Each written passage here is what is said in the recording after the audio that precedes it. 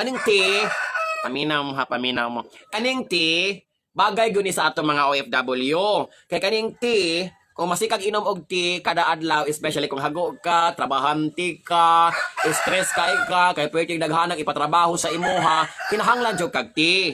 Nya kamo diha kay dugay naman jud mong wala katilaw og ti. Nanguna na sa magdautan. Kinahanglan jud mong magtumar og ti or mutilaw og ti from time to time. Kay para baskog lang sige unya energetic. Kay kani manggong ti makapawala ni siya sa stress. Aside sa makapawala ang ti og stress, nindot pud siya sa panglawas. Bakay murag mabuhi ang imong physical, emotions, emotional, and spiritual.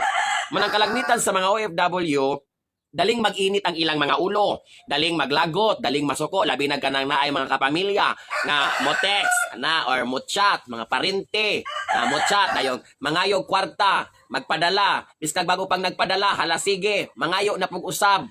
Wala man ay problema, muhatag man ang mga OFW, pero tungod kay wala sila katilaw na og ti, manang daling musaka ang ilang kabuhi. Magsakit ilang ulo, maglabad ilang ulo mo nang maba kay silang pasensya. Munang atong tambag sa mga OFW nga dugay na kaayo nga wala nakatilaw og ti, tilaw mo day para man-neutralize ang inyong anger. Kay usabi ako na sa makaingon kanang dili ka makatilaw og ti, unya dugay na kaayo mga 3 years, 2 years na kang wala nakatilaw og ti.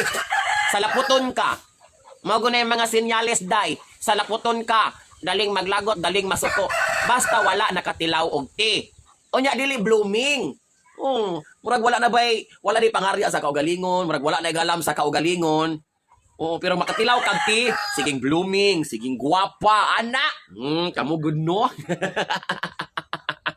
Muna ako day, tambag dyan ako na ninyo ha. Para dili magsigig init ang ulo, from time to time tilaw good mo og ti.